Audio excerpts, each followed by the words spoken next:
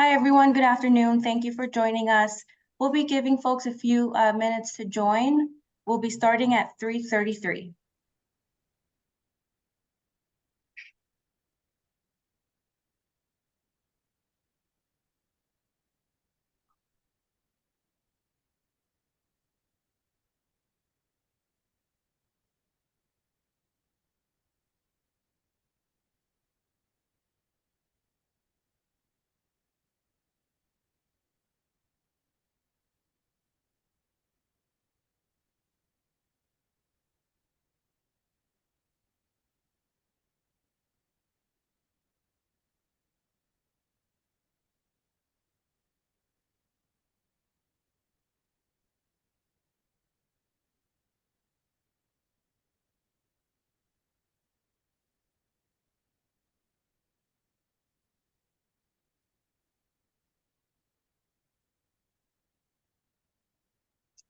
Hi, thank you all for joining us. We'll be starting at 3:33. We're just giving folks a few minutes to join.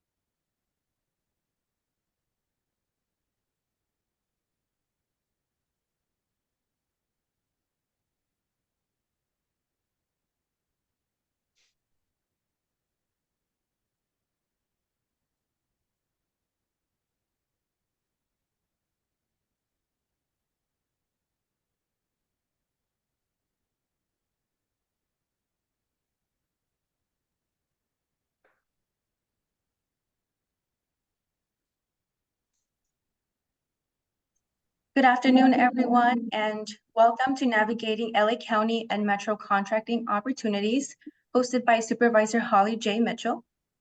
We are thrilled you can join us today. My name is Mildred, and I will be assisting with the webinar. If you experience any technical issues during the event, please email me at mildred@imwis.com. A dedicated contract development manager, Rick Casillas, is standing by to answer questions via the chat and Q&A function. If you would like your questions answered by the speakers, please hold them until the Q&A section after the presentations. In today's agenda, we have Caroline Terrosis, Senior Deputy for Supervisor Holly Mitchell, giving a welcome, followed by presentations from the Contractor Development and Bonding Program, LA County Public Works, Metro, and Internal Services Department. However, before we get into our sponsors' presentations, we will share a recent CDAP news story. Channel 11 hosted Adam and Bethany White from Fixed Dimensions and Juan Garcia from PG Cutting Services. They invited them to the studios to speak on their success and the assistance the program had provided. And finally, towards the end, we will, as mentioned, have the Q&A session after the presentations. And for closing remarks, we'll have Ingrid Merriweather. To introduce Carolyn, we have Ingrid Merriweather, CEO and President of Merriweather & Williams Insurance Services. Please welcome Ingrid Merriweather. Thank you, Mildred, and so happy that you all could join us today. We're so honored to have you choose to take your afternoon time, which we know is a precious commodity, and choose to share it with us to learn more about the opportunities of doing business with the County of Los Angeles as well as LA Metro. And we are particularly excited to have Caroline Terrosis here to represent the supervisor's office.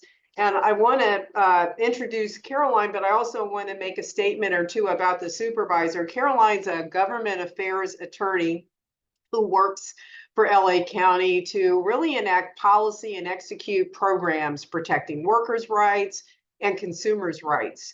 She currently serves as the senior deputy for Supervisor Holly Mitchell, overseeing workforce development And most applicable to what we're here to talk about today is economic opportunity. And that is really how the county expresses and puts into practice their goals and values around engaging more small and diverse business and public contracting, which of course is the subject matter we're here today to talk about. And I know Caroline will speak to the supervisor's commitment to this space, but I just wanted to preempt her a bit to say how much we appreciate the supervisor's commitment to the engagement of small and diverse businesses in contracting opportunities with the county, as well as from her seat on the board at LA Metro. And I can tell you from our own experience, it's the substance, not the photo op, that the supervisor speaks to. And you can see just by their support of resources like this, what we call providing equity in resources, is where agencies really demonstrate their commitment to this. What are they investing in? How are they addressing barriers? The county is going through a number of practices that maybe we'll learn more about that really reflect their intentions to kind of change the paradigm, to create really more opportunities for small businesses, including those that have joined us today. So with that, I'm going to pipe down and I'm going to hand the mic over to Caroline. Caroline, thank you for being here and representing the supervisor. Hi, Ingrid.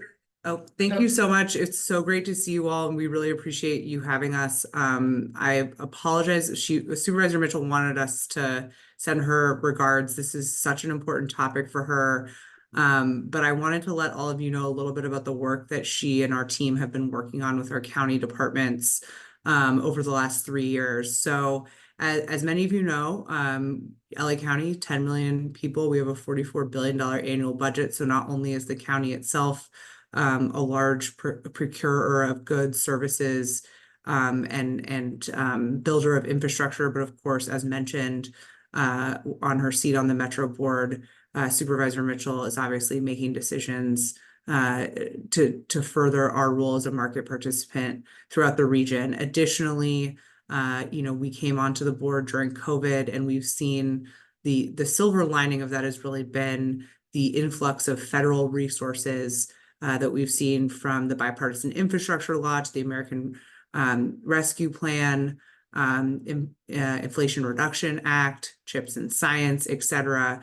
We have seen a unprecedented influx of money coming to the local level for building of infrastructure. And our Department of Public Works will tell you potentially up to a $6 billion annual spend here on infrastructure in the LA Metro region. We, of course, have major events coming up, such as the World Cup and the Olympics, and rest assured the county is being proactive at developing out the pipeline of small businesses. But a few things that the supervisor herself has particularly worked on when she got onto the board: she spearheaded the county's equity and county contracting initiative.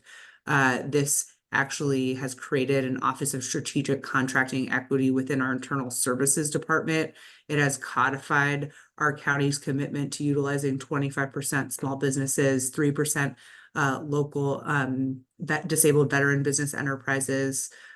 We also are ensuring that we are able to give cash advances on certain projects. We know that as small employers, it's hard to make payroll, to ensure that your lights are on, and wait 90 days to get paid by a government entity for the work that you're performing. And so it's really important that we're looking at cash advances. Also, we're very aware that sometimes the insurance requirements, the contracting requirements are unduly burdensome or even cost prohibitive for a lot of our small firms. So our brand new County Department of Economic Opportunity is setting up a low to no interest, depending on if you're a nonprofit or for-profit, revolving loan fund to give businesses the cash on hand that they need, and also to qualify for some of the larger contracts that we have with the county.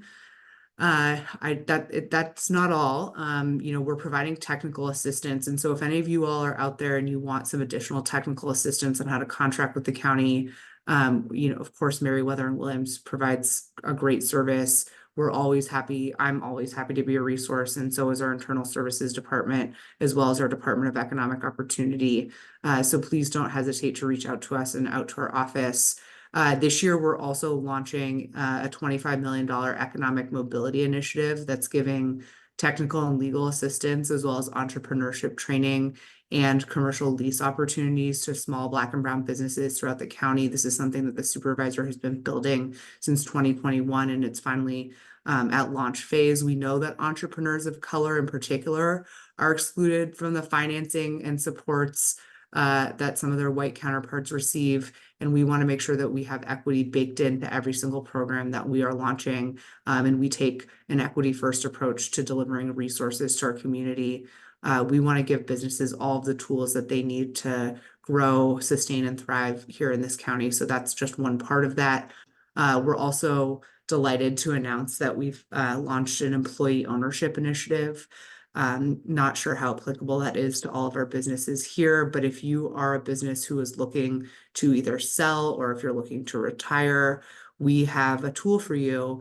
We can actually help your workers acquire your business either through co-ops, employee stock ownership plans, employee-owned trust. There are several models. We have lawyers on standby as well as technical assistance providers, and we are standing up a loan fund for that as well to help the workers buy their businesses. This has actually been a wealth building tool used across the country for workers, and also a tool to stabilize businesses and make sure that as we look at this silver tsunami of retiring folks throughout the country, that we don't lose our legacy businesses that are really important to our commercial corridors. And then really proud to announce that we've put $10 million towards a commercial acquisition fund. We are helping commercial tenants acquire the property that they're in so that they can actually stabilize, stay in their property, grow and thrive. And the first example of that, it was in our district in Leimert Park on Degnan, where we helped the Black owned and operated community land trust actually purchase the building that they're now in, with several small business retail tenants there as well. And then I just want to say that in case you've been following, we actually did a very public signing ceremony of the Equity and Infrastructure Pledge.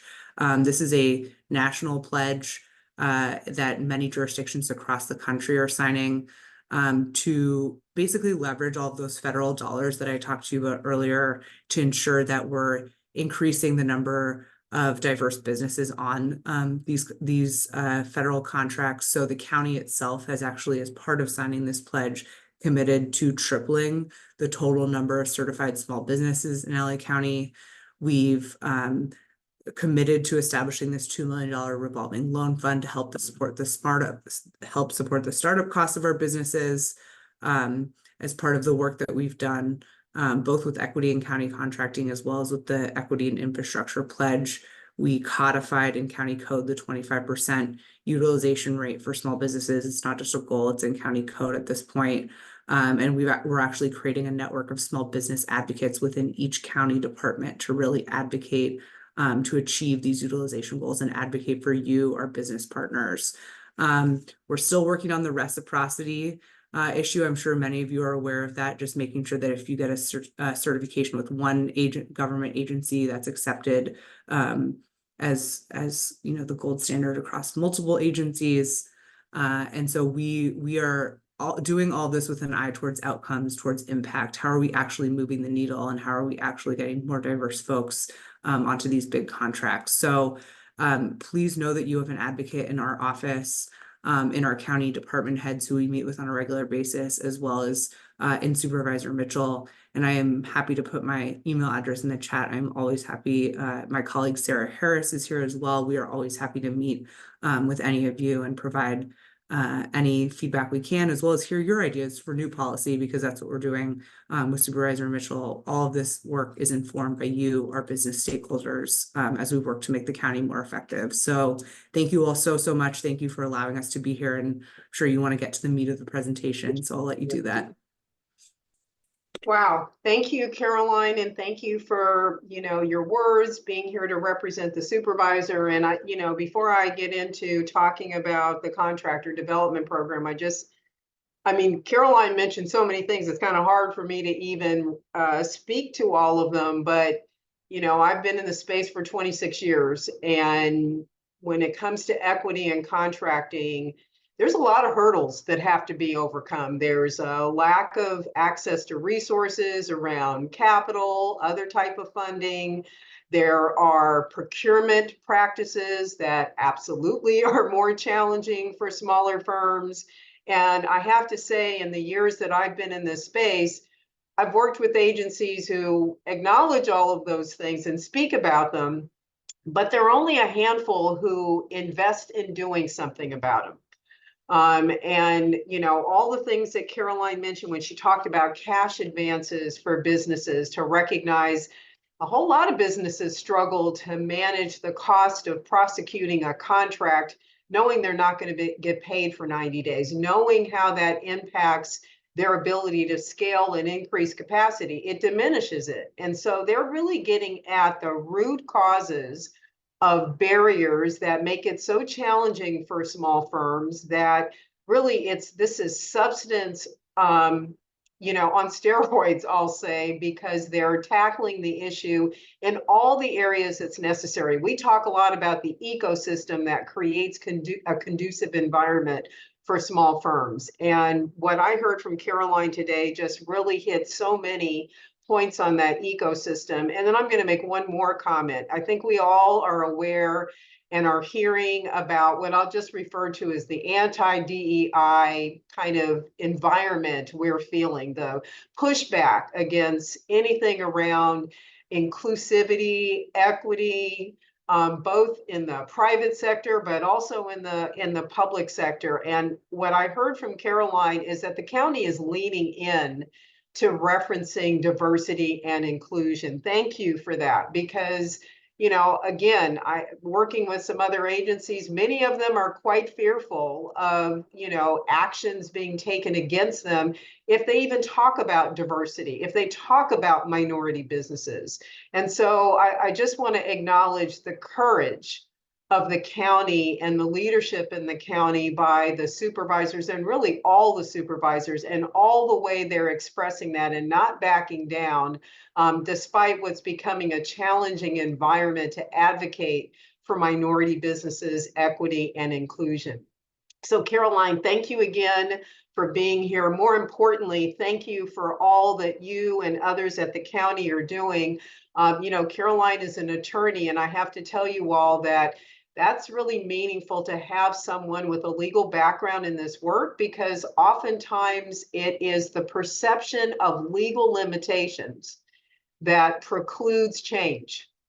And so to have someone in Caroline's capacity who can, distinguish between what is truly a legal barrier and what's the perception of one, or sometimes what's more important in taking a risk to advocate for what's right.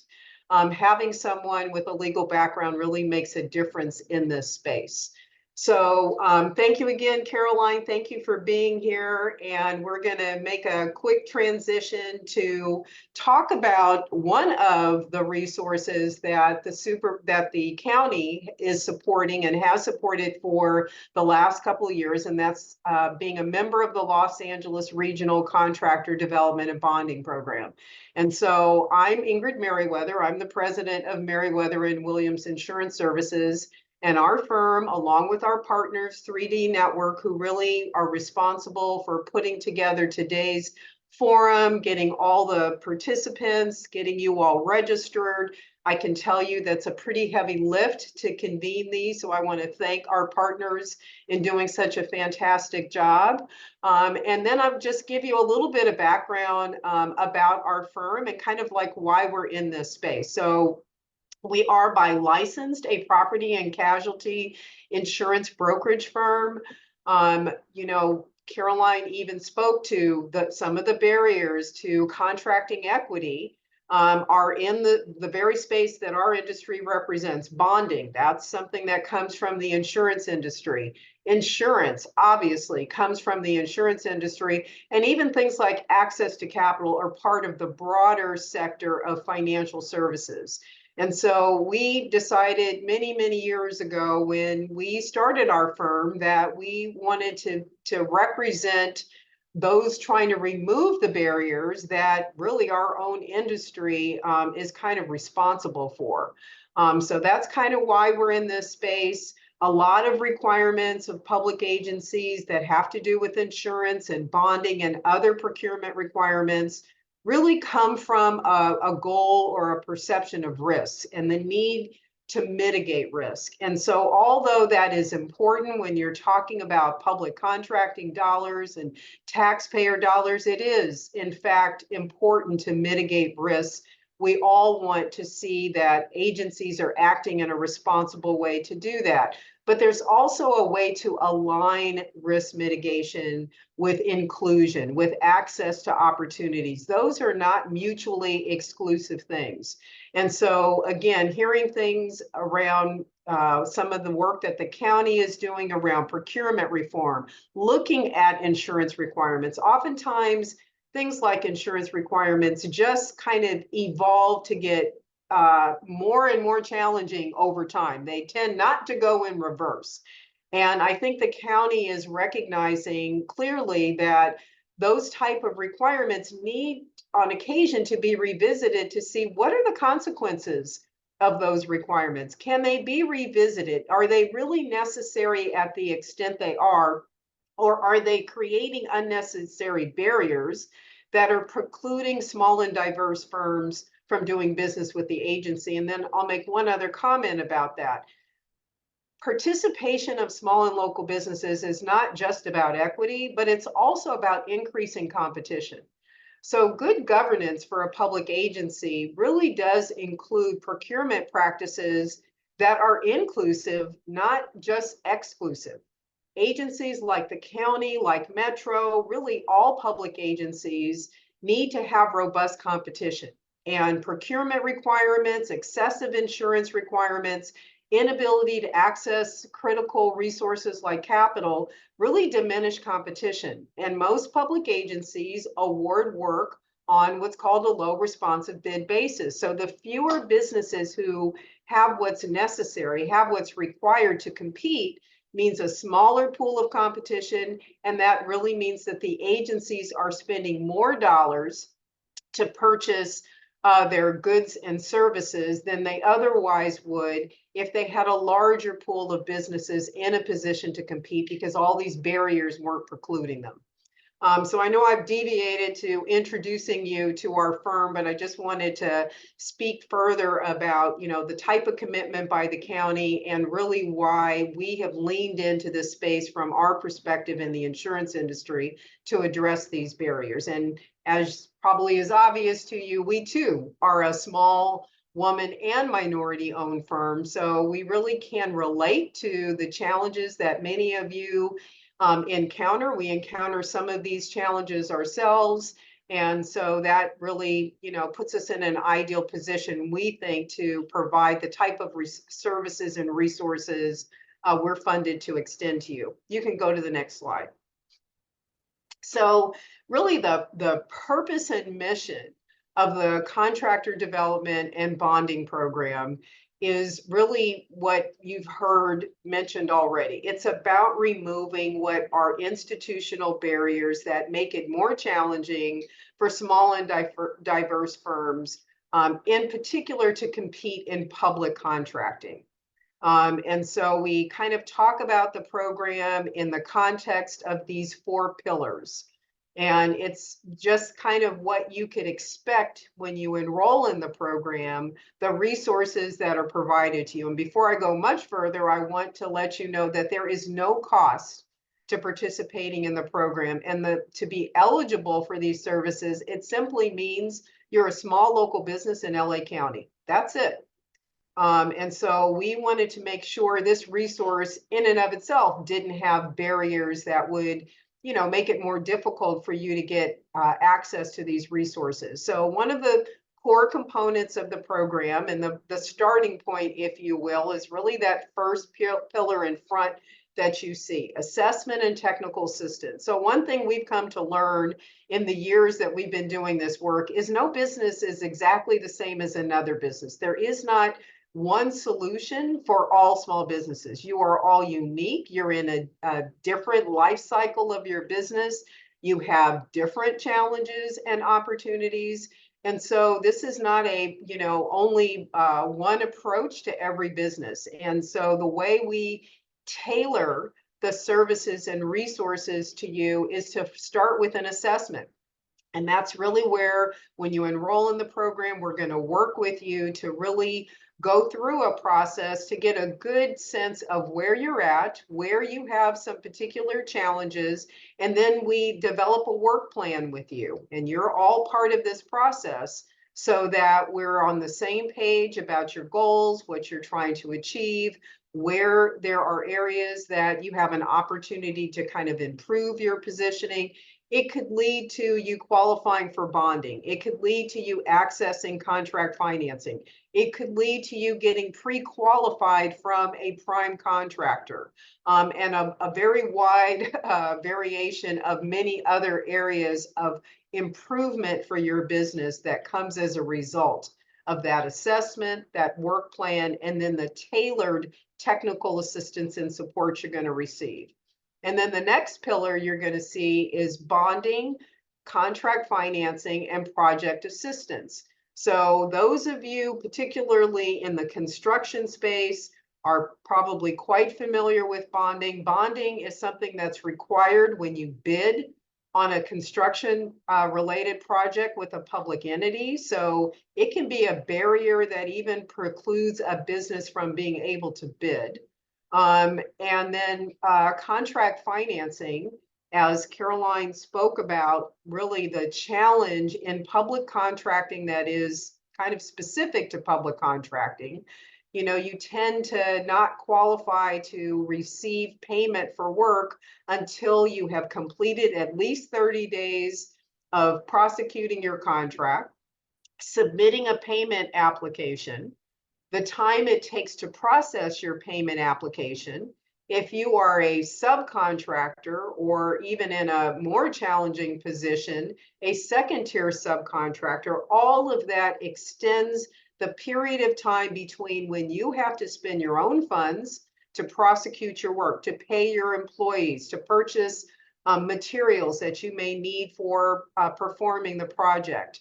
So it's understood that not having a line of credit facility or some other source of capital makes it really difficult for you to take on public projects. So the program includes and is supported by the sponsors to provide for contract financing. And I'm going to go into a little bit more detail on that later so you understand. And then project assistance. So this resource is not one that kind of maybe helps you remove a barrier or two, like getting bonding, and then says, good luck to you. Hope you're successful. We stay engaged with you through successful completion of the project. Our focus is on your success and capacity building. Capacity building is in part a result of successful contract completion. So we have resources in the program. We have individuals with construction management experience. And so we really get down to, the technical areas of, for example, if you need help filling out a proper pay application so that you can get your invoices paid, if you're dealing with a change order, all of those are areas that you can come across and need to navigate through during the completion of the project. And so that is an area that we provide resources to you to assist you as you try to overcome some of the challenges that some of those technical requirements put in front of you.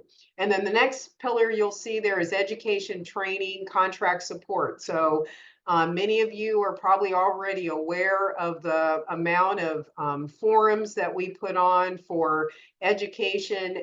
Much of it is in the construction space, but not all of it.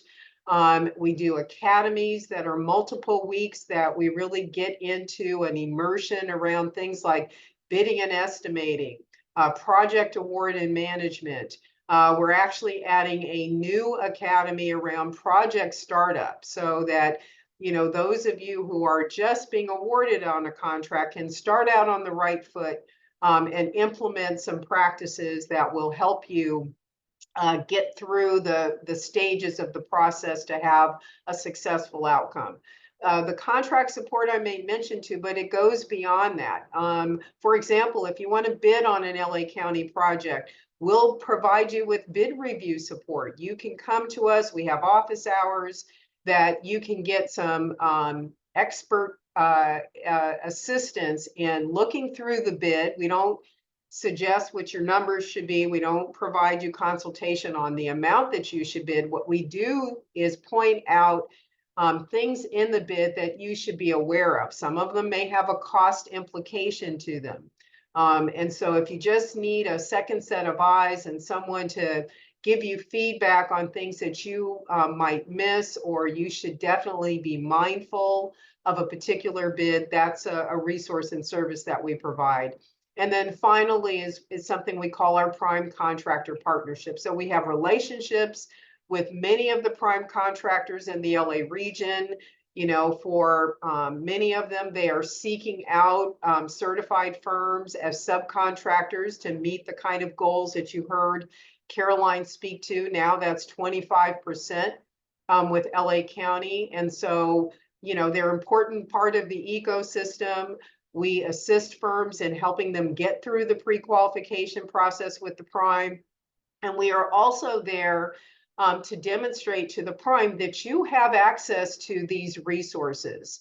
We think it should matter when a prime is evaluating a subcontractor that subcontractor has funding available to them to finance their contract. That really mitigates the risk to the prime contractor because they can have the confidence that you have access to the financial capacity you need at the beginning of the project, that you don't have to wait on receipt of a progress payment. That should matter. That's why this type of resource is available. If we can help you qualify for bonding, that should matter to a prime firm because that also is a form of risk mitigation to the prime. And then our primes participate in a range of our outreach forums and in our training and education. So our academies in many instances are provided by our prime contractor partners. And when you participate in let's just say a 5-week training on bidding and estimating, and it's being led by one of the major primes, it could be a Clark Construction, a Skanska, a PCL, and you are engaging with what may be their top estimator week after week after week. That goes quite a bit beyond the scenario where there are outreach events and a prime has a table and you drop your business card in. We have seen many instances where in that type of forum where small firms are interacting with these larger primes in a much more intimate way, a way that extends over a period of time, for that to have impact. They get to know you beyond your business card. And we have been able to track and capture contract awards that have resulted just as a consequence of you being in that type of proximity with the prime contractor community. Next slide, please. So I'm going to touch real briefly on what bonding is. It's a core element of the program and help you to understand kind of why it's a barrier and why that is one of the kind of key resources that are available to you through this program. We go into much more depth in bonding and what it is and explaining it to you in what's called Bonding 101. We just had one of those recently. Some of you may have participated in that, but you can get access to a better, deeper understanding about bonding in a number of ways when you engage us. But just for everyone to have a general understanding of what bonding is really a 3-party agreement that guarantees completion of a contract. Bonding companies are the the parties that will provide bonds that give certainty to, let's just say, an owner like LA County or LA Metro, that if they enter into a contract with you, that you will perform the work based on the criteria of the contract, and that you will pay the contract obligations. So that means you'll pay your material suppliers, you will pay subcontractors, you will pay any union obligations you have. Otherwise, those parties can file a lien or a stop notice on the contract, and that creates a problem for the owner. So bonds are really very important in public construction contracting. It protects all of us as taxpayers to have certainty that contractors have the ability to perform and complete the work. And if for some reason they do not and they have a default, then the bonding company steps up with an obligation to the owner to see that that project scope of work is completed. So it's really something that's very important in our society. I have to tell you that public construction would almost come to a complete halt if bonding were not available, because the risk of taking on construction would just be too great if there weren't a way to address the possibility of a contractor's inability to complete projects or their failure to pay material suppliers and subcontractors. Something to understand about bonding: unlike insurance, bonding really protects someone else. It's not really meant to protect you, the small business in this instance. You're considered the principal. So the purpose of bonding, again, is to give certainty to another party, an owner of the project, or a prime contractor, that were something to happen and you had an inability to complete the contract, the bonding company would then step in and be responsible. Also, unlike insurance, bonding, you can't get it just by paying a premium.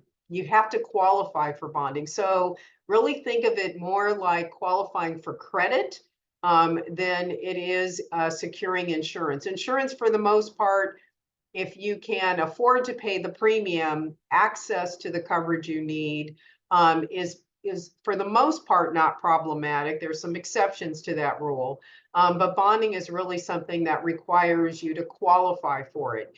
And there lies really the reason why things like bonding assistance is so critical in order to help small and diverse firms qualify for bonding.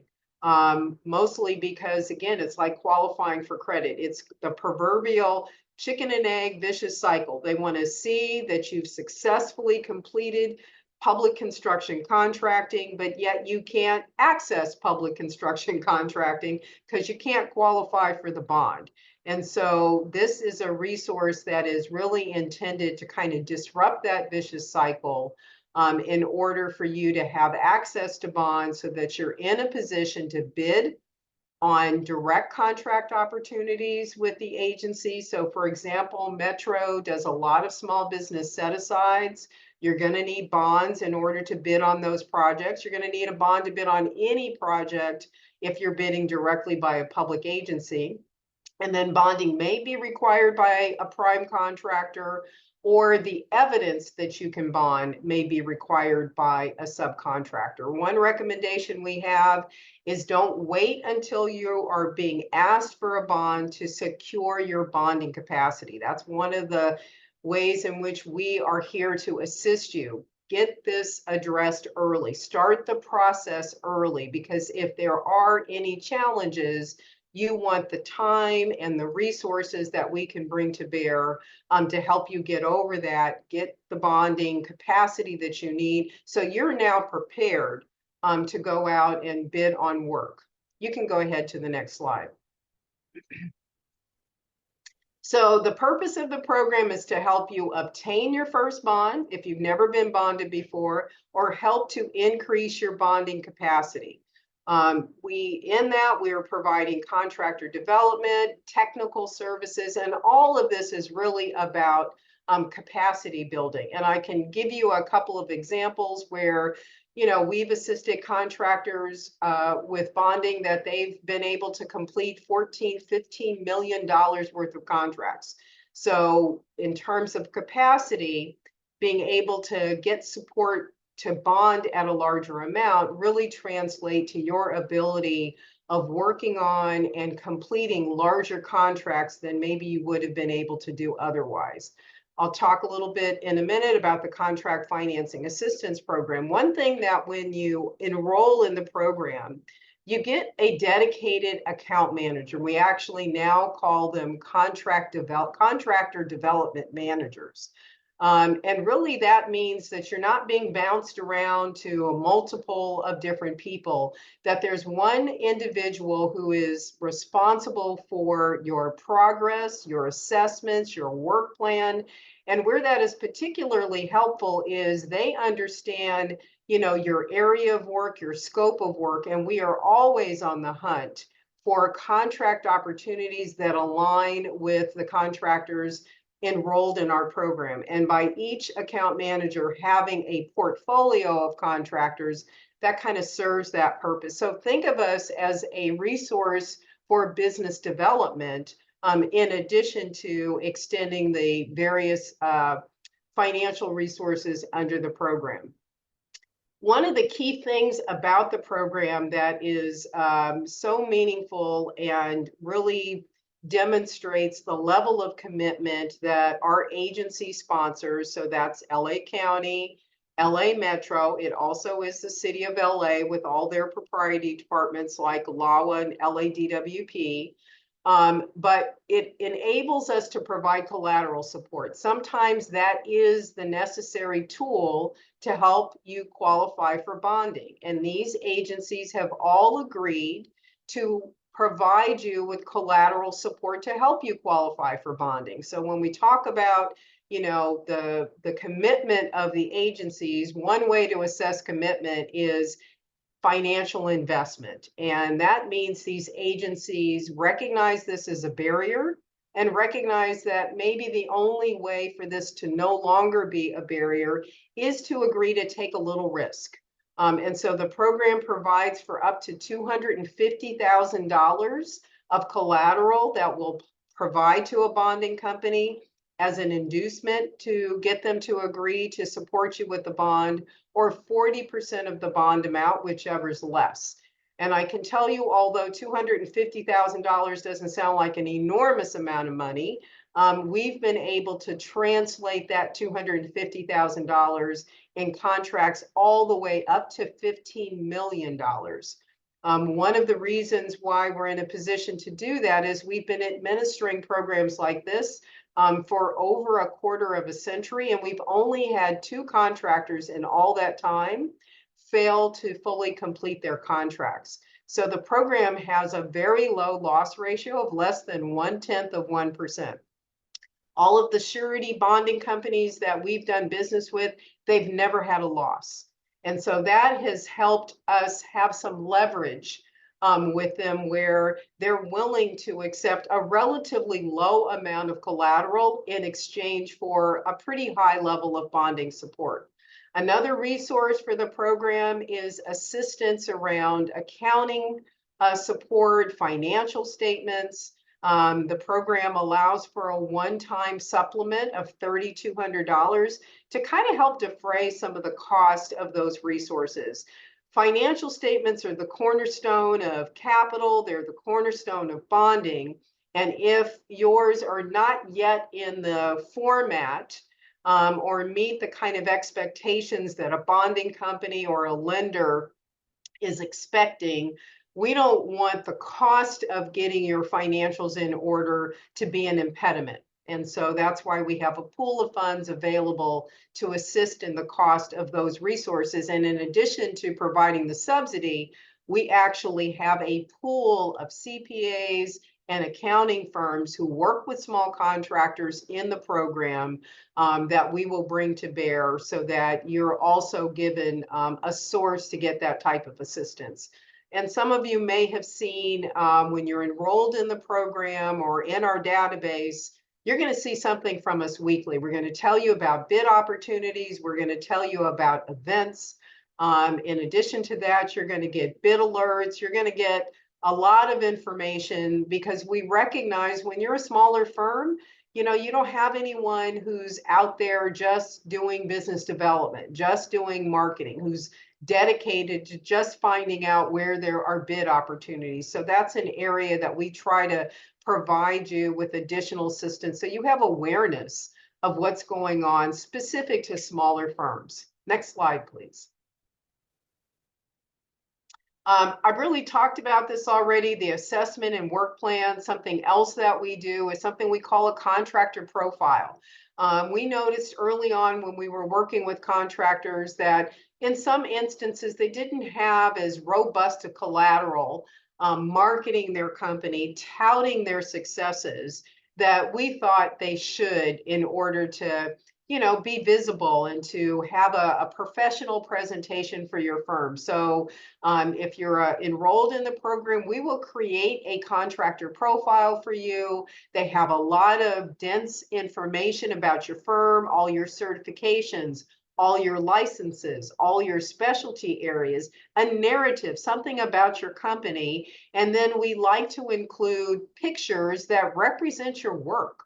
You know, as they say, a picture's worth 1,000 words. And so we have found that when primes see that, hey, you worked on a project with LADWP or you worked on this project with LA Metro, it kind of translates more than words in terms of you've got some capacity, you have some knowledge, you have some experience working in the public contracting venue. So we've done close to 350 of these contractor profiles. And again, all of these resources are at no cost. We can help you get your certifications. I mentioned the bid document review.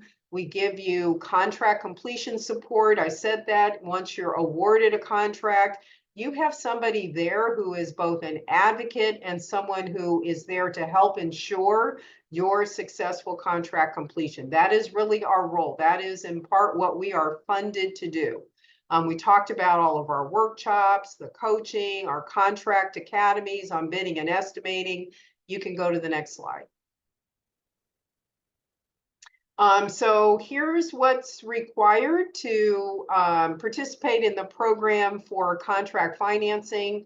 This really is applicable to participate in the program overall. You have to be a small business. So don't have a lot of criteria that, you know, you have to meet before these kind of resources are available to you. You just have to be a small business in LA County. We're doing contract financing for construction. I'll expand this and say construction related contracts. So for example, LA Metro has asked that this resource be expanded to include professional services, but in the realm of construction. We are essentially providing you a resource to finance your contract. So your contract is what we call an account receivable. And we use that as collateral with our financing partners that helps you qualify for contract financing. So we're not basing this financing based on your financials. It's not based on your credit. We are simply collateralizing a contract that you have been awarded with one of the program sponsors. Again, that's LA County, LA Metro, and the city of LA. Now, these are not unlimited funds that you can use for any purpose. These funds are earmarked for a specific project. And we make sure that that takes place through a process of funds administration that essentially this money is available to you as you are awarded the project. You submit information on what your payroll expenses are, what material purchase you have, you provide those invoices, and then we use the loan funds to pay those obligations on your behalf. And so you may be approved for, let's just say, $300,000. We don't release all that money up front. It is released as you need it. And again, it is only for the purpose of that particular contract that we're funding. This is not free money. Unfortunately, we haven't yet been able to find a lender who's willing to provide this type of funding at no cost or no interest charge, but these are commercial rates. This is much more favorable than your credit cards, which you know, whether you realize it or not, are oftentimes in excess of 23%. And some of the other, what I'll call kind of hard market sources for lending. These are at commercial rates that are just a point or two over prime. There's a process that when we receive your progress payments, what we call the priority of payments, we make sure everybody gets paid, a portion of the funds advanced by the lender is paid, and then you are paid the remaining portion of progress payments. It's really important that you get kind of qualified for the contract financing program as soon as possible. You know, we can work in a tight time frame at times. We prefer not to. You're in a better position if you start this process early. So we encourage you to get pre-qualified for contract financing. That way, you know, hey, I have a funding resource that I've already been approved for, that if I'm awarded a contract, I don't have to figure out where is the money going to come from to pay my first payroll, to buy that, make that deposit on that long lead item of material that I'm going to have to fund. You will know that you've already have that source in place. I talked about the interest rate. This rate that's quoted here, that was a point in time. Obviously, that fluctuates because it's tied to prime. But this kind of resource is going to be useful in helping you to bid on more projects, larger projects, because capital is not necessarily going to be the problem. Where you might be able to work on projects more than one at a time. We have a number of contractors who are now in the position where we are funding multiple contracts at one time. This can increase your credit score because our lending partner does report to the credit agency, and it's always positive because we're getting a constant repayment on your loan from progress payments. And then there are certain capacities that you're going to gain just by being part of the contract financing program. One of the examples of that is something we call the project cash flow analysis. And that's an important tool. It's something that we have to have as part of our underwriting to help us determine what is the appropriate amount of money you need to have available to you for a specific project. But it also serves as a tool for you to really understand your contracting costs. And so when you go to bid and estimate on future projects, you have a new tool to help you analyze, okay, this is a $1 million project. I think I can handle that. But what is the implication going to be on my cash flow? How much am I going to need in funding to fund this project? Because that's an important part of the decision of projects that you're going to evaluate for consideration. And then one of the long-term goals of your participation in contract financing is to put you in a position for more traditional lending. We're happy to say we have about 3 contractors now who we have assisted multiple times through this contract financing program that, again, is not based on financials or credit.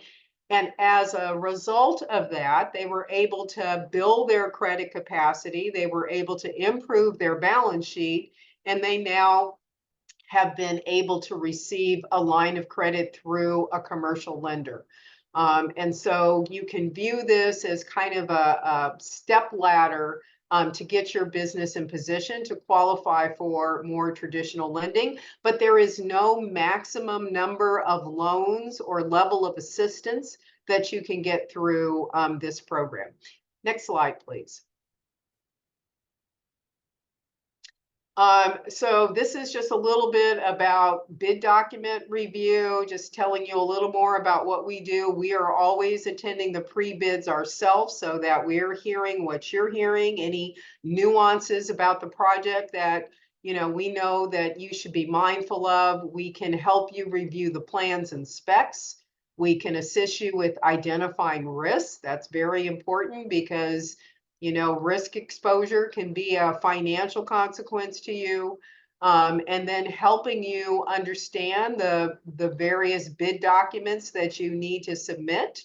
And we have some contractors who come to us to do a final bid document review, to do a double check that you've completed the information correctly and that you have all the required documentation so that you're not deemed non-responsive because you have missed completing a form or two. And then we can also give you a debrief. If you bid on something and you're not successful, you know, we can help you kind of understand maybe what changes you might need to make down the road so that you're successful the next time around. Next slide. Some of the things we do around contract completion support, so we can participate and do participate in a project kickoff. That way your prime contractor, the project manager, the agency representative know that you're enrolled in this program and that you have access to the assistance and resources. We'll help you with a job start checklist. This is where I said we're actually building out an entire academy on job starting. We're going to be monitoring and providing you support all the way through completion of the project. So we're going to be checking in with you on a regular basis. We're going to be helping you with things like project pay applications, visiting the construction schedule. We'll go out to the project site. We'll help you around change order log reviews so that your change orders are getting paid. So as you can see, these aren't kind of general areas of technical assistance. These really are areas that are very specific to construction contracting. Next slide. Oh, last slide. So that's really just kind of an overview of the program. I encourage you, if you're not already enrolled in the program, you see the contact information there, make a note of that, send an email to mwis@imwis.com, and you will hear from one of our representatives very promptly who can get into more detail with you about the program and get the process underway. So I think that concludes my comments for this particular section, and I am going to turn it back over to our 3D team. Awesome. Thank you, Ingrid, so much for being here and for that excellent explanation of the program's 4 core services and the relatively new CFAP program. There was a lot of very critical information shared during this presentation that can help you in the public procurement process. So we encourage you to apply for the program so that a dedicated account manager can go over all the benefits and the resources available to you on one-on-one basis. We will also share the presentation and a recording of the video to all attendees to keep for your future reference and review. So please keep an eye out for that.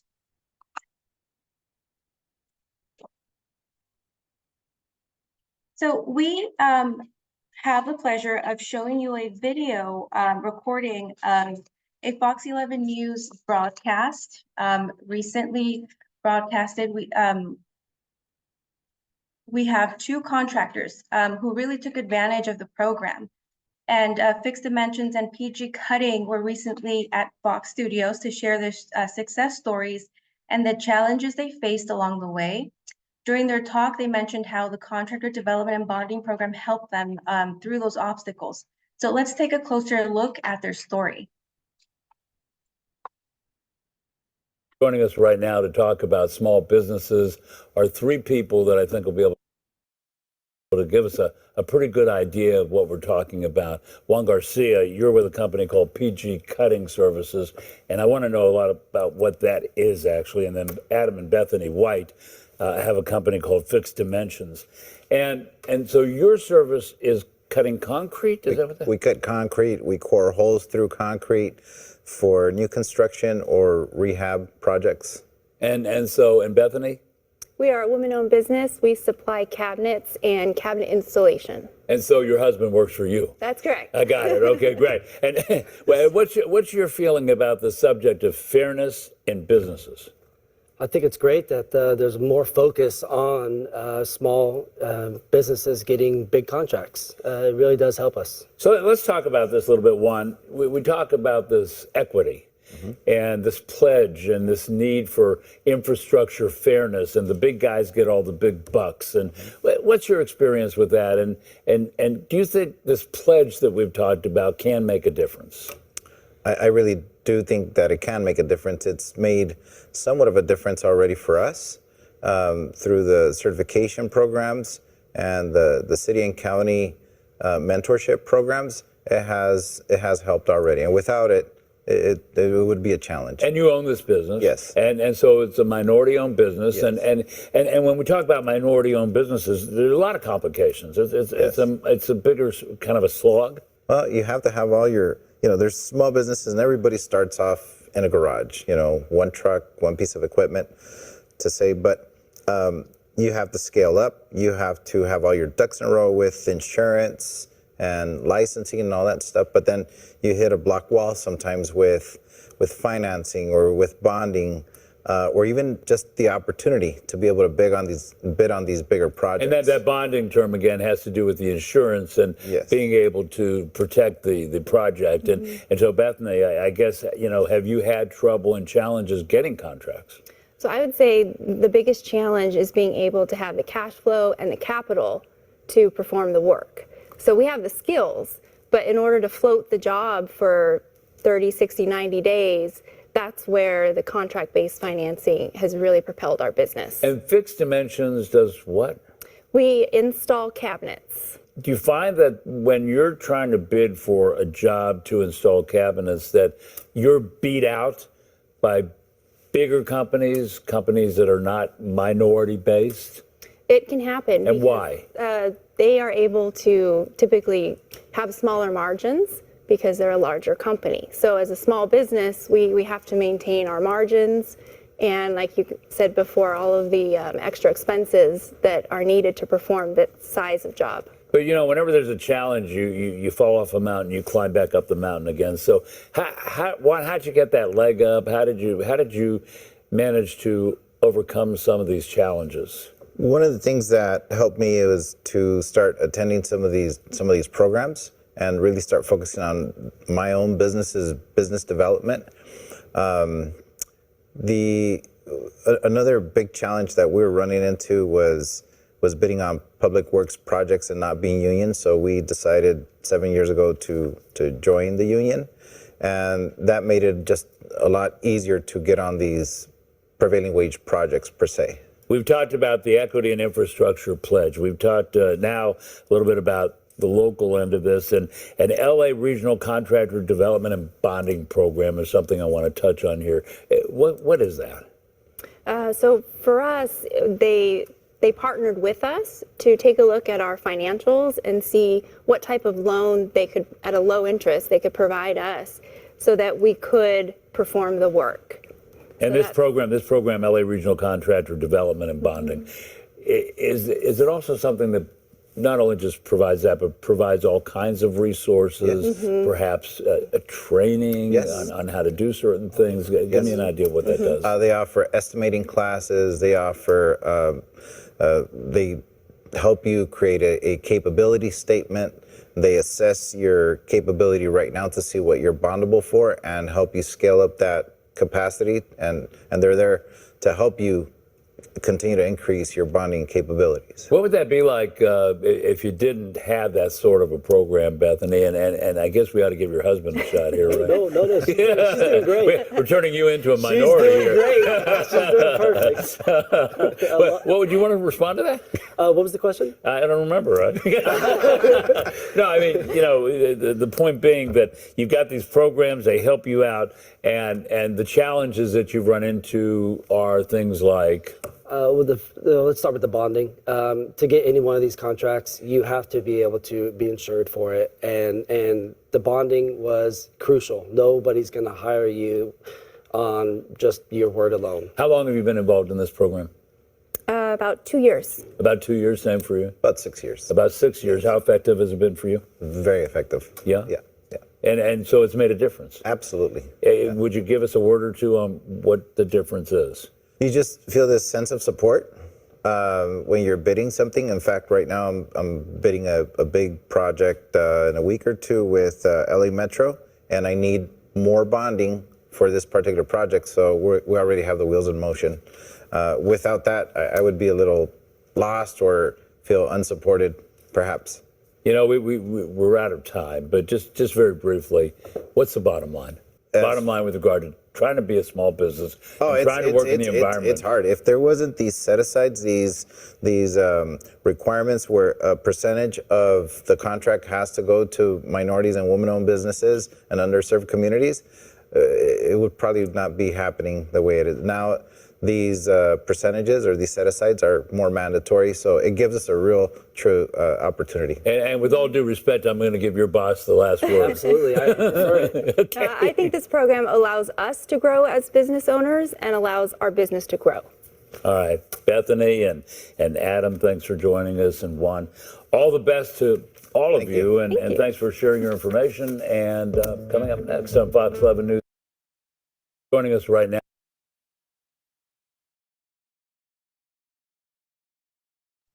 Wonderful. So that was Adam, Bethany, and Juan. We'd like to thank them and wish them all the very best in all their future endeavors. So before we proceed, I'd like to take a poll question. Let's launch that. And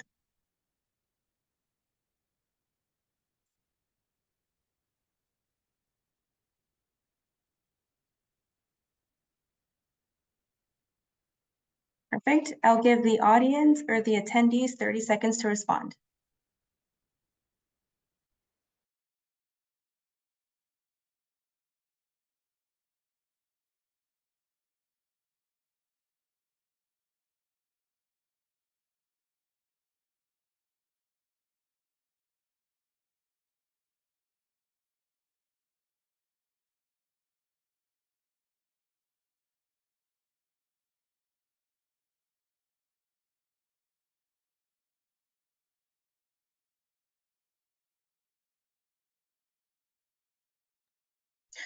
Wonderful. Thank you to everyone who participated.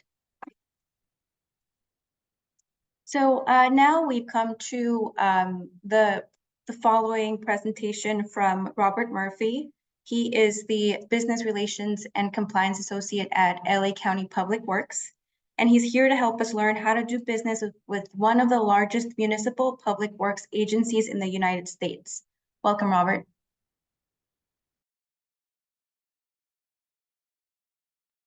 Thank you so much. It's a pleasure to be here with you today.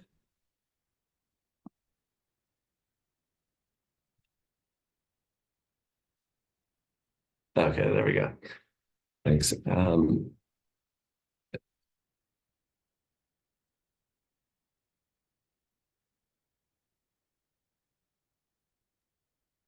Welcome, Robert. We can hear you, and we can also see your screen. Can you see me or no? Yes, sir. Okay, great. Sorry. Okay, so I just used up some of my precious time, but I do want to say how grateful I am to be here. I love these presentations. I love talking to people that are looking to do business with LA County and other government agencies. As Carolyn Trosis, the board deputy from SD2 said, there's so many opportunities out there right now, and there really are a lot of great people that really do get up each morning and want to help you get those opportunities. My name is Robert Murphy. I'm from LA County Public Works.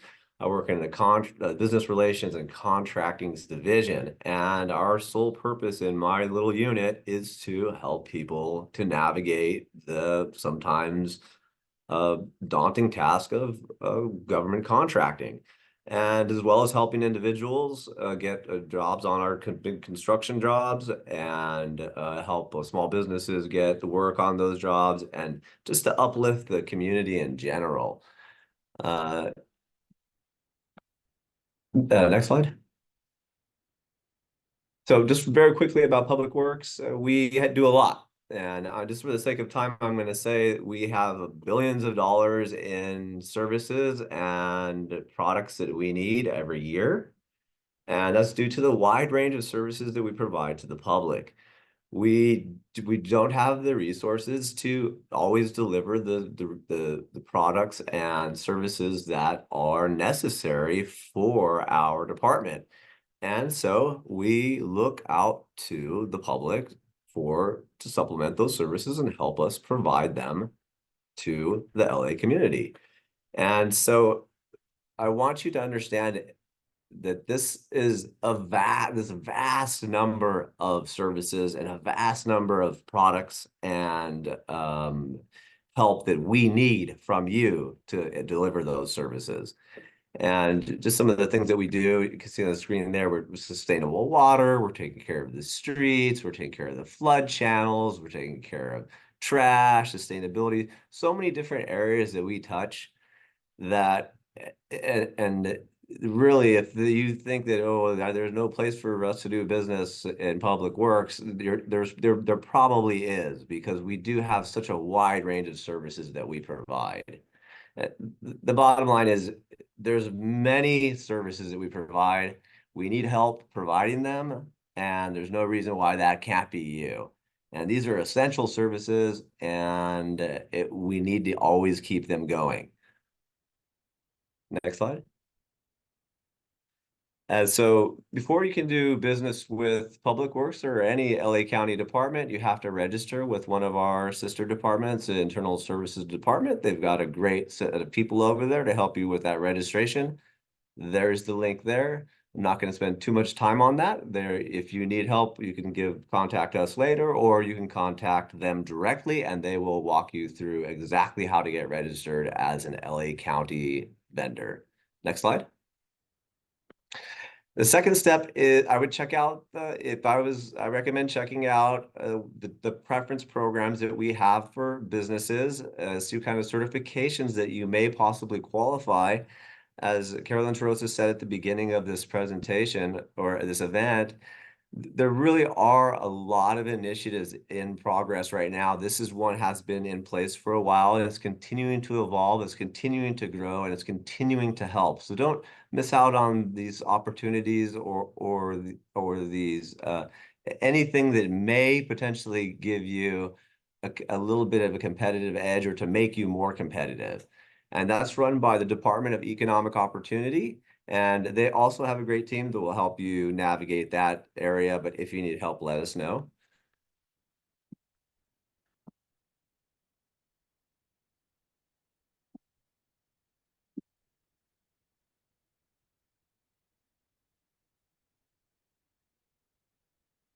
Okay, and so the step 3 is doing business with us. So that's just getting into where we need that help. And we do have a website.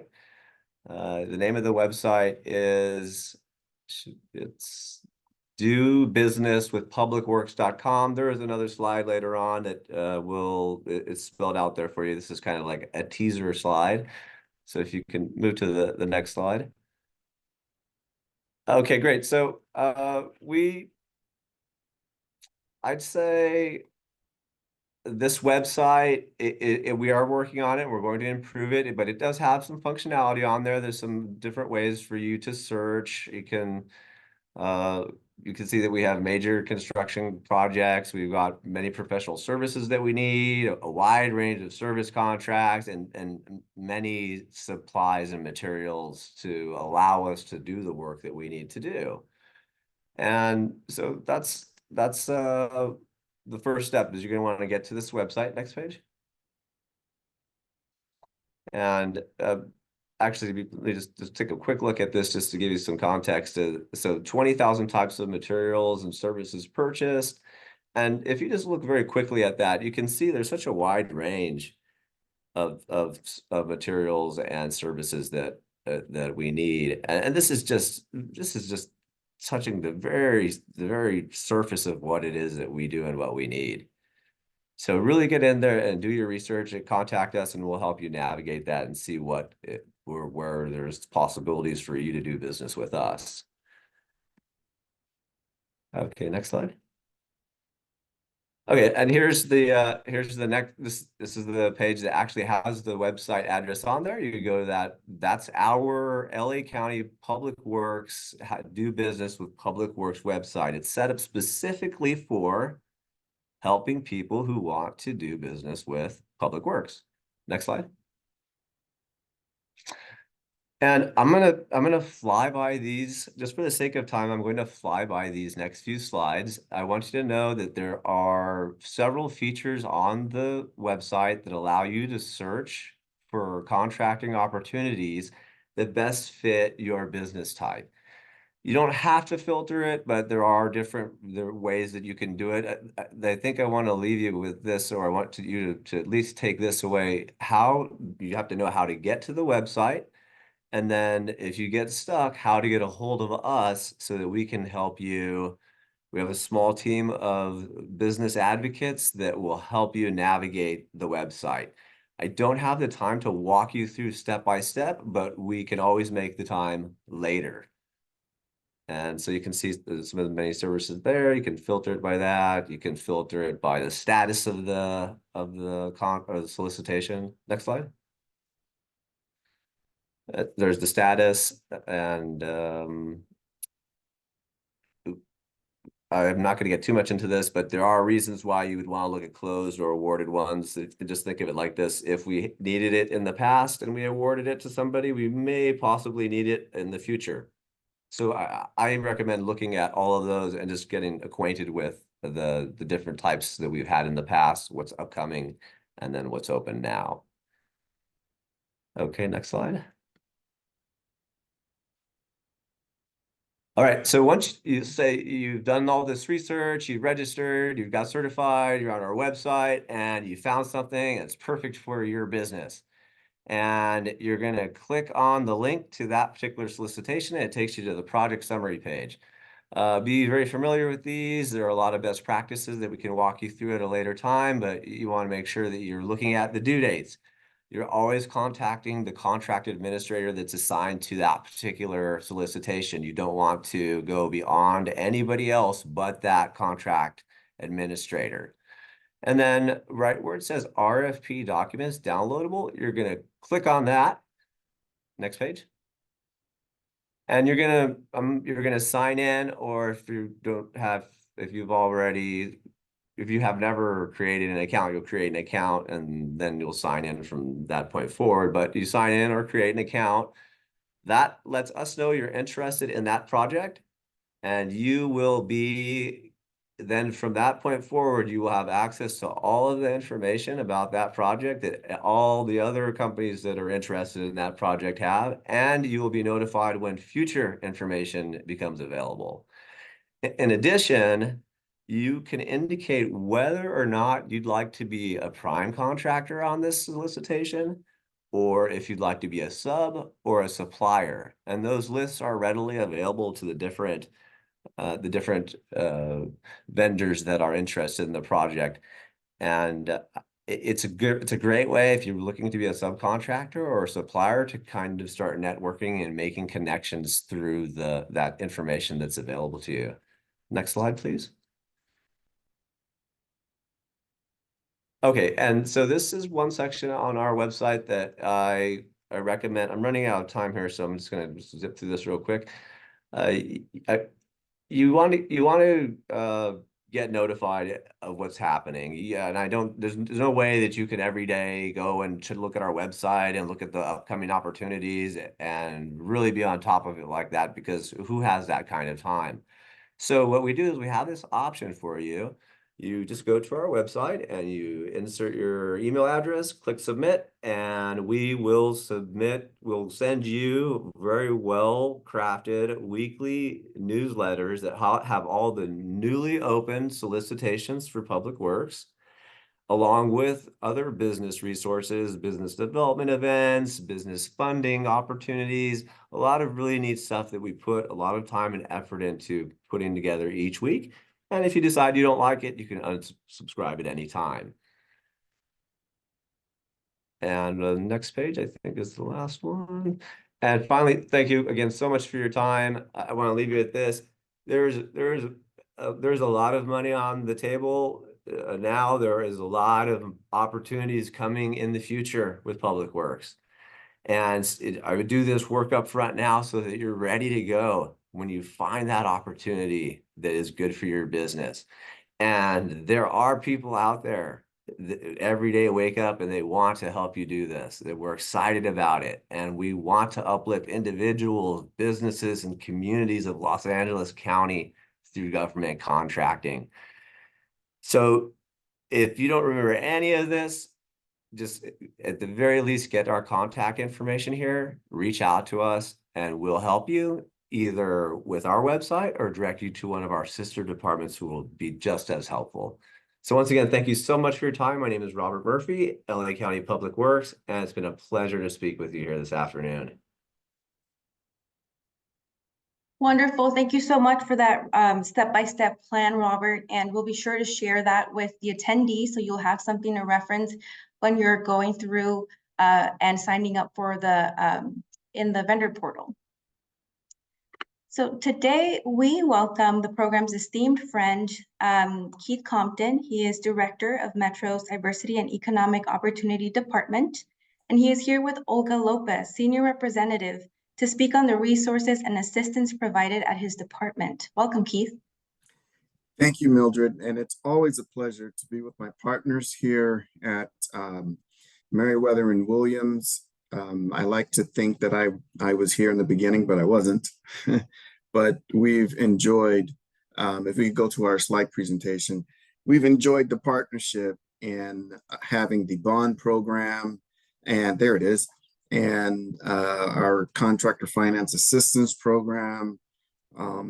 We're just so excited that we've been able to help some small businesses and talk to other agencies and encouraging that they also partner with Meriwether and Williams. And as a community, if we get these agencies like Public Works, my new friend over there, we'll be able to help more small businesses. If we could go to the next slide. What we want to do is maximize small business participation. People always talk about goals. We have a 10% goal, 20%, whatever.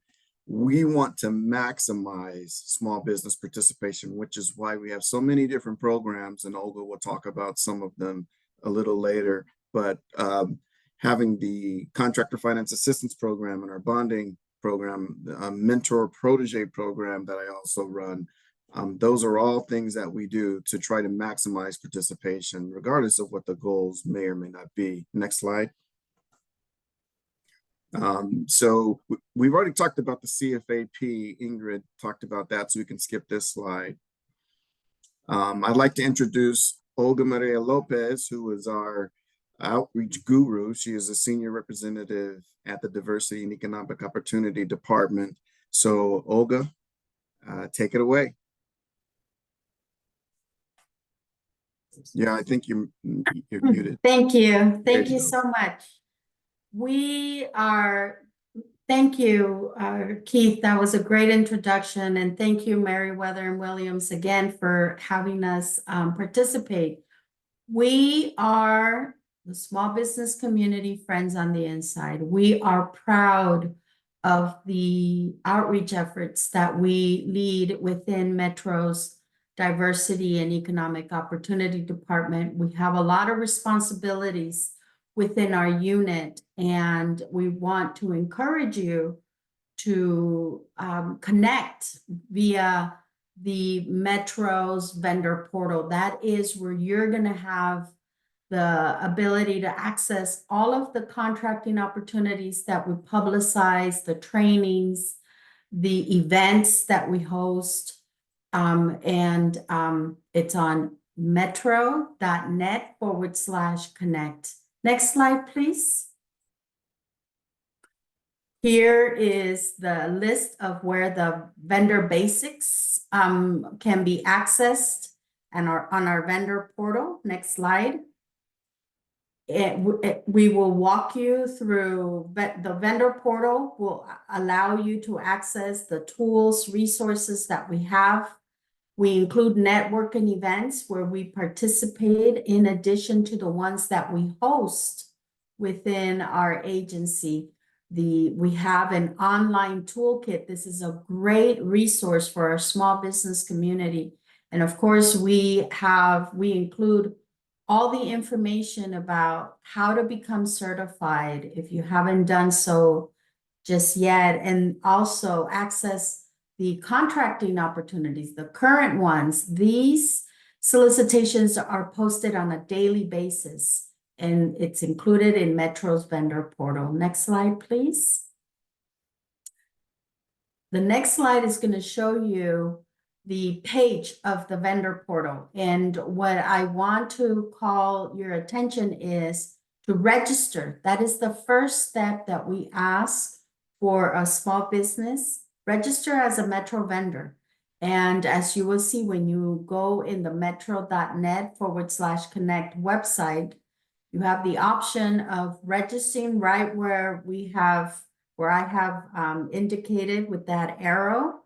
The other way is top right where it says the tab where it says getting started, and you click on the first step. It'll list you 6 steps.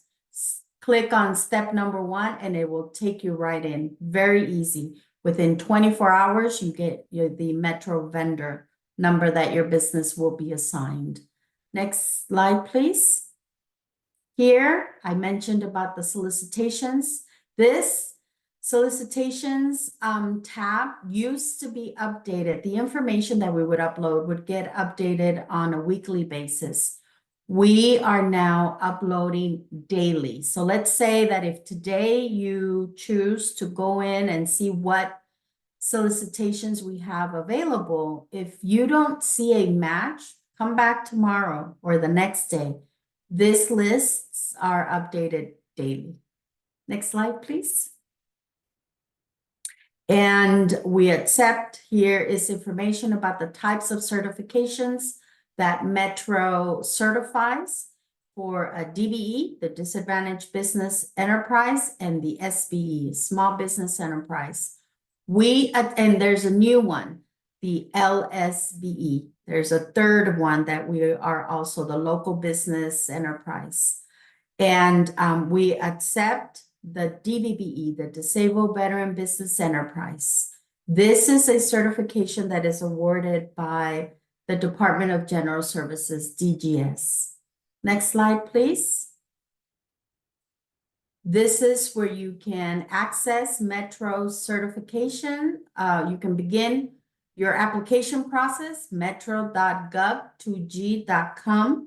And if you prefer speaking with someone on the line or sending an email, this is their contact information. A colleague there is always available to assist in this process. Next slide. This is a list of the small business programs that we have available. I am not going to go into detail about all of what it entails. I just wanted to provide you with a list of the Metro small business programs that our department oversees. But I want to encourage you to join us at our events where you can learn more about each of the programs, and you will get to meet the directors who oversee these programs. Next slide. Here is a list of what we have coming up in the month of February. There is, as I mentioned, contracting opportunities. And so Metro's Facilities Maintenance Department is hosting industry outreach events on February the 6th, on the 5th, this coming Monday. We're hosting a virtual disparity study public meeting. We strongly encourage you to join us for a virtual meeting. And on the 6th, we will host the facilities maintenance, the industry outreach event. We will return on the 7th with the same department, facilities maintenance industry outreach event. They're looking tunnel washing services. So if you offer this service or if you know of someone, we strongly encourage you to have them join or you join us on Thursday, February the 7th. It is a virtual workshop, so please join us. On February the 13th is where every second Tuesday of the month, we host How to Do Business with Metro workshops. We have our guest speaker, and we typically bring a major prime contractor who will present. HDR Inc. is our guest speaker. And towards the end of the month, February 22nd, we will be participating with Los Angeles DWP department. They're hosting a supplier diversity fair, and I understand Meriwether and Williams is involved. So Metro DEOD will be there with an exhibit booth and also participating in the matchmaking portion of their event. All of this information is included in Metro's vendor portal. Please join us. We also include events that the primes are hosting when they're seeking SBE, DBEs, DBBEs. All of this invitation information is included in the vendor portal. Thank you. This concludes my presentation. Awesome. Thank you so much, Olga and Keith, for that wonderful presentation. Next up, we have Lorena Calderon. She is a contract analyst in the Internal Services Department, and she is here to speak about exciting opportunities in ISD. Welcome, Lorena. Thank you, Mildred, for that introduction.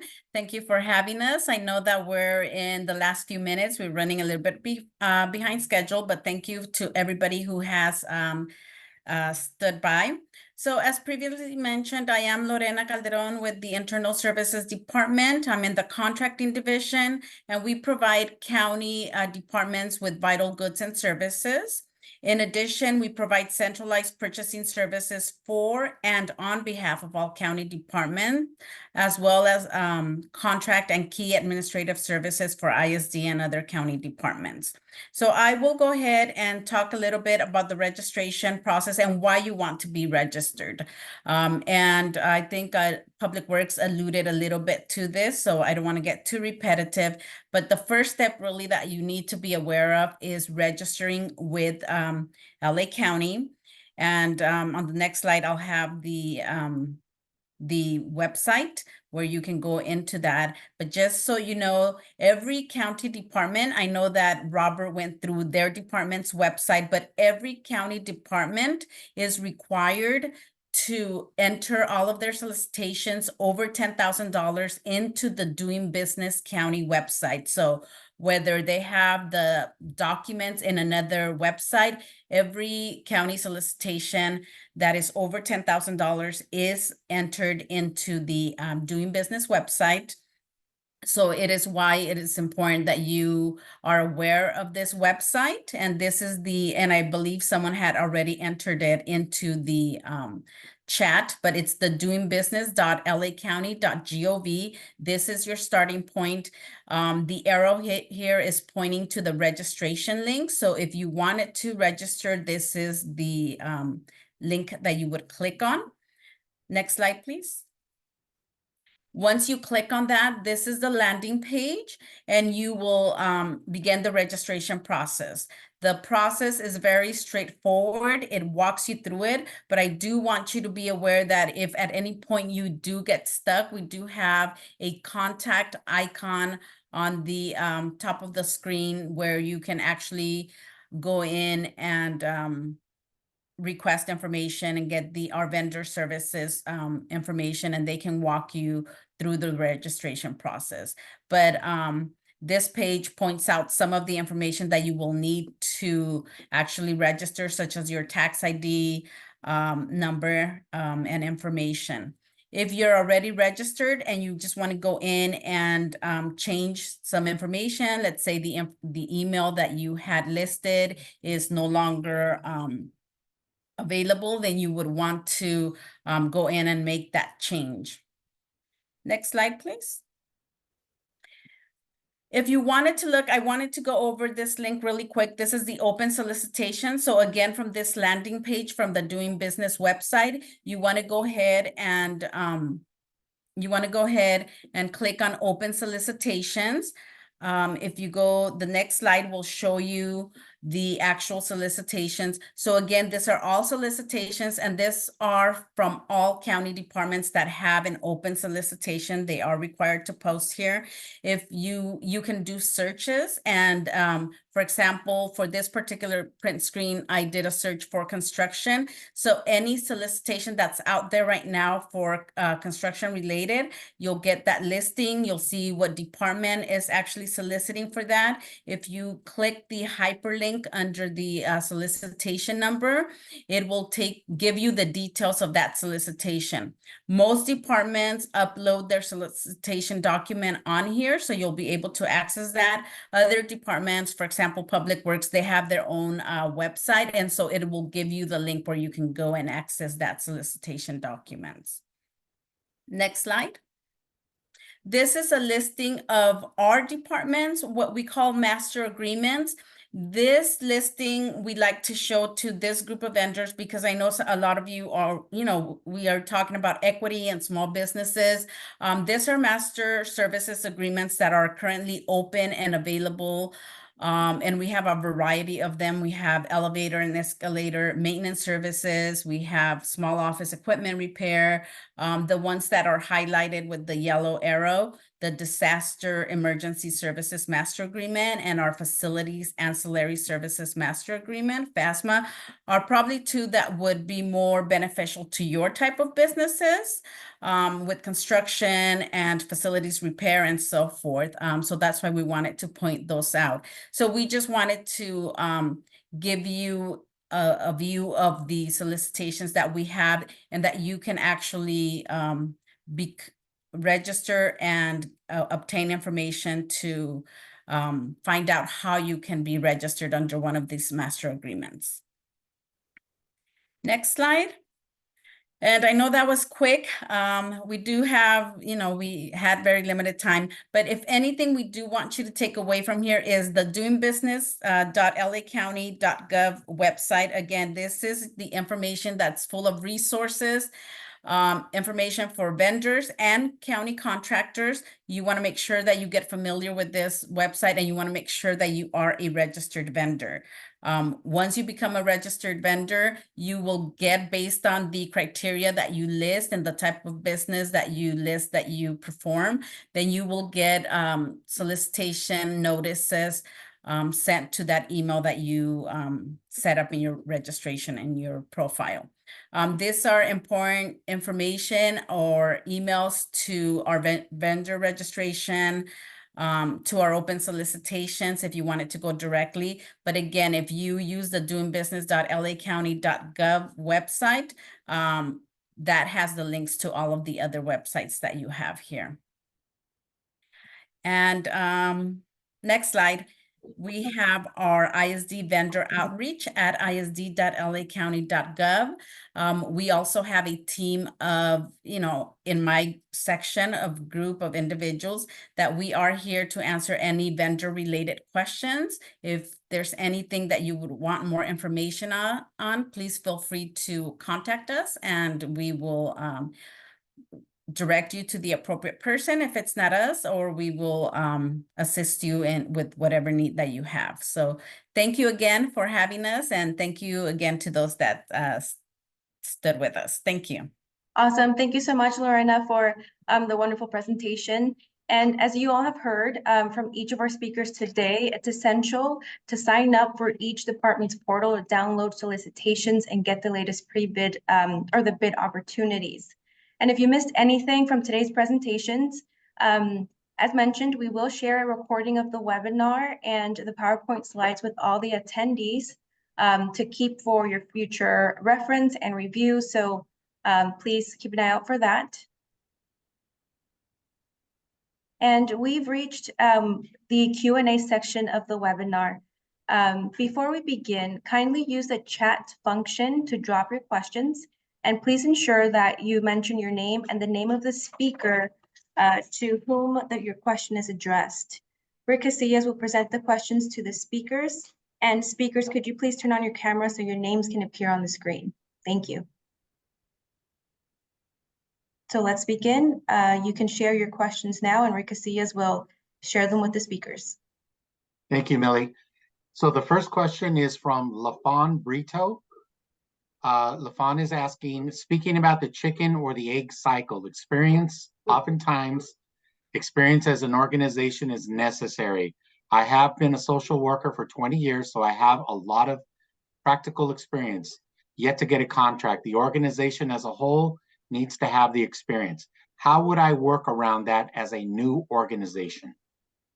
Okay, I guess I'll take that on. I think I made the chicken and egg reference, and it's a challenge. There's no question about it. And I think the thing that I would recommend is that, experience is all kind of relative. That you may have experience that is applicable to the scope of work, even if it's in a different arena. So if someone is seeking qualifications for a firm who has experience doing certain type of work with a certain type of entity or a certain type of project, then there's kind of relevant experience that you might bring to the table that doesn't necessarily meet that narrow definition, but is still applicable. So you kind of make the case that, okay, I might not have this very specific experience that you are asking for, but here is my experience that's still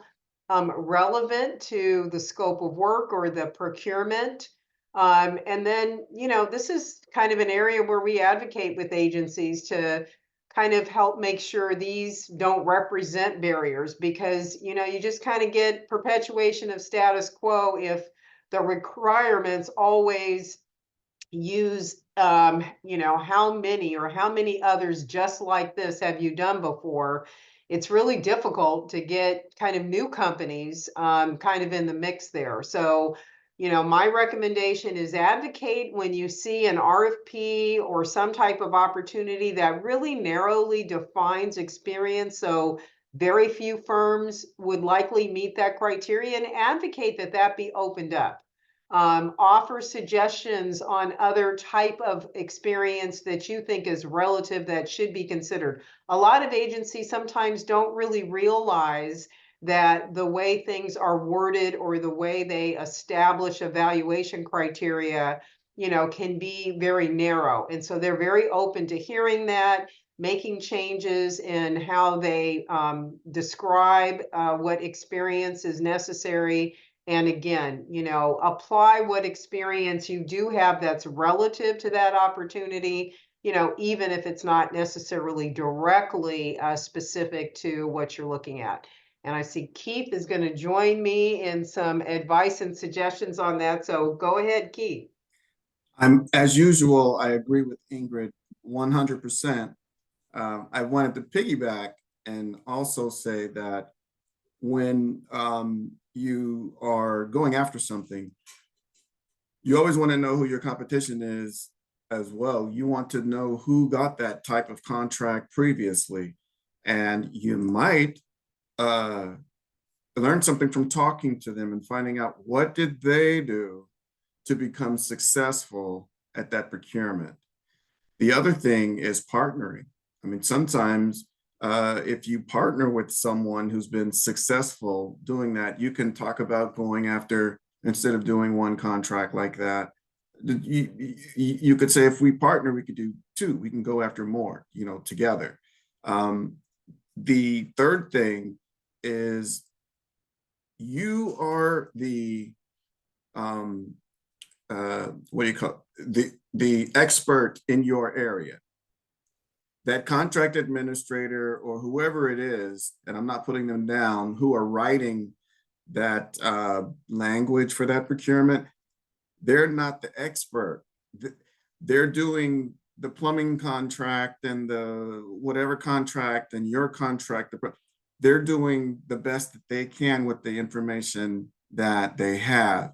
Since you are the expert, what Ingrid said is hitting the nail on the head. You might be able to educate them on how to better write that proposal to get more of what they want. So never think that you're not qualified or don't have the experience because they're saying you don't. You go in there anyway and you say what you do have. That's my suggestion. Thanks, Keith. All right, great, thank you. Next question is from Anthony Torres.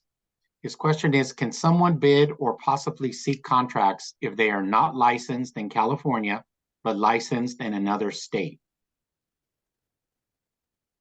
I'm pretty sure the answer is no, that certainly in construction, you have to be licensed in the state of California to perform construction for a public agency anyway. That may not apply to private or commercial work, but in public construction, I believe it's an absolute requirement that you have to be licensed in the state that the work is being performed. And Keith is nodding his head, I think affirming what I'm saying. Yes, Madam Chair. Thank you. Awesome. Well, thank you all everyone who participated, and to the speakers for being here today. We are going to cut the Q&A a little short because we are over time. But thank you all for joining. And to close our webinar, we have Ingrid Merriweather with final remarks. Well, really, I'll just be brief, just to reiterate our appreciation that you're all here. As Lorena said, thank you for hanging in there. We know we're running a little late on time, so we appreciate you hanging in there and, you know, getting all of the information that you can. And, you know, we realize that this is dense. This is, you know, even though our goal is to create clarity and simplification, when you're talking about public contracting, to kind of provide you the depth of information for multiple agencies, in the case of the county, more than one department, you know, it's a lot to squeeze in a 90-minute period. But the good thing is you don't have to have retained it all. You heard a lot of resources that are available to you through each of the agencies. And really, that's one of the reasons why we're here. The agencies recognize it can be complicated and challenging to navigate the process with each of them. So we have an entire team of people who are here to assist you. You know, we ourselves have gotten ourselves experienced and boned up on what is required to do business with LA County, to pursue master contracting with the county, to bid on set-asides with LA Metro certification. So that's really part of our role, is to help you navigate the process. So, you know, if you feel a little bit overwhelmed and kind of feel like I don't know where to start, we're where you start. Reach out, contact us, and we will help you navigate whichever of the agencies or opportunities you're looking for. We can be a starting point for you. This is not as complex as maybe it comes across in this type of forum. So with that, I want to thank our team. I want to thank our 3D partnership, because again, this takes a lot to put on a forum like that, as you can imagine. And most of all, I want to thank all of you who attended, who felt that, you know, putting some time towards this forum, learning about opportunities, learning about what's available to you with these agencies, really speaks volumes about your interest in growing your business and taking advantage of the types of opportunities that are available. So thank you again for your participation. We are here for you when you want to take the next steps of this process. And we wish you all a fantastic evening and a good upcoming week. So with that, I think we'll close it out and say good evening.